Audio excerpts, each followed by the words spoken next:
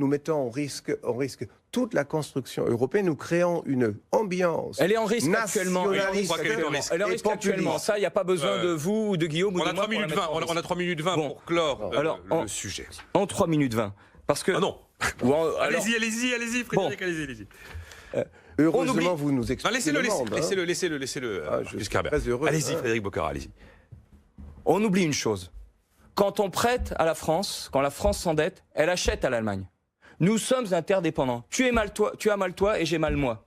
Donc si la France a mal, si l'Italie a mal, c'est aussi l'Allemagne. On est dans le même bateau. Oui, et pas seulement pour l'argent et les exports. Aux Chinois et aux Américains. Non. Pas seulement pour les exports et les imports, mais aussi pour l'écologie. Donc comment on fait ensemble? Comment on mutualise les forces pour faire ensemble? C'est ça la question qui est devant nous. Volonté politique. La mutualisation des forces, il ne faut pas seulement une volonté politique. La mutualisation des forces, c'est très bien, mais la mutualisation des risques, non.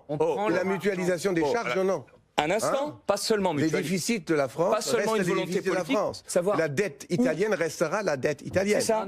Voilà. La dette italienne et la dette française resteront français et l'argent sera allemand. Il n'y a pas de redistribution. Si vous faites de l'euro un système de redistribution, c'est la fin de ce projet. Vous ne voulez pas discuter. L'Allemagne paiera. D'accord. Non, elle ne paiera pas.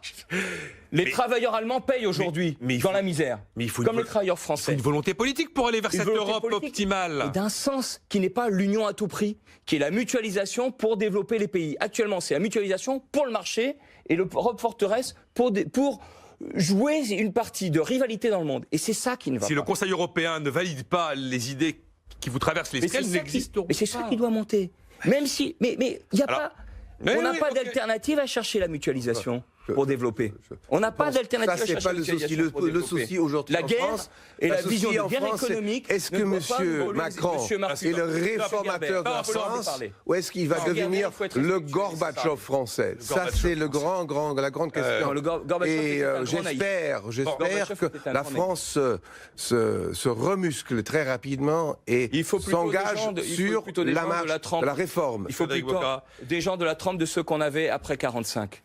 Qui osent effectivement chercher à mutualiser les forces avec un sens qui n'est pas une structure à tout prix, mais le développement des peuples. Et il y a des défis terribles. L'écologie, la révolution informationnelle, la démographie, la révolution urbaine.